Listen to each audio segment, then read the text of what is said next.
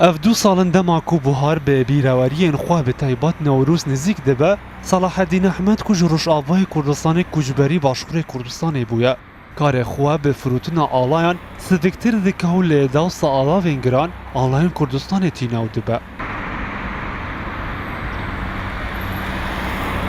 جفروتنا آلای کردستان و پارتیین جودین کردی دهاتا که زیدتر به دست دخه که روزانه 50 یا 70,000 دینار عراقی دکه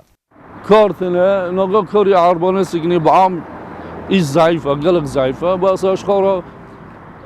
بو نوروزي أو فانا لفروشم كردستان زور داره یا پگه زور داره یا مسعود زور داره او قلق زور داره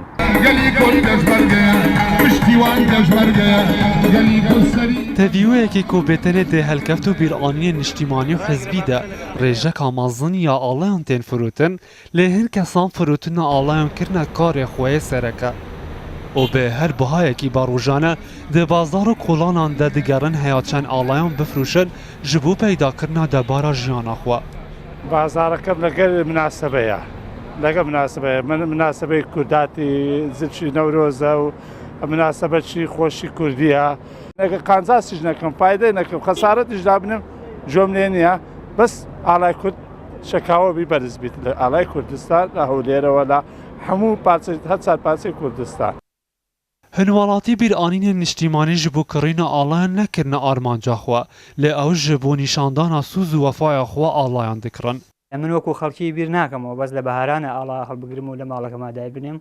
هەڵبەتە من هەموو جارێ ئاڵام بەلاوە خۆشەویستە ئاڵایەکی تقریبەن مەترونی و بە 2 مەترم هەیە لە ژوورەکەمە بەس ئەمە شەڕەکردم بۆ ئۆفیسەکەم بۆەوەی لەسەر مێسەکەم دای بنێم لە جەژنی نەورۆزدا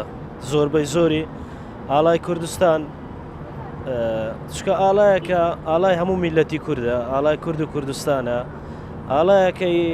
تاکە عیزبەک نییە ناکرێ بڵێن مڵشی عیزبەکە ئاڵای کورد و کوردستانە کورد شانازی پێوە دەکا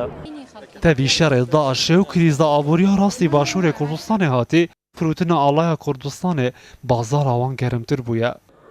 meha adarê ku ji bo Kurdan bê meha xweşî û nexweşiyan tê nasîn. Îsal ev meh ji hin kesan ra dibe meha bi destxistina dahat. Bê wêyekê di gel destpêkirina rengawrengbûna biharê rengawrengên cudayên alayan jî